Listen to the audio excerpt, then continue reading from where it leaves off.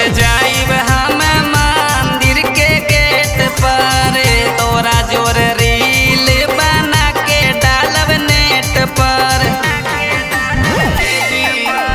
सबसे पहले जाइब हम मंदिर के गेट पर, तोरे जोर रील बना के डालब नेट पर।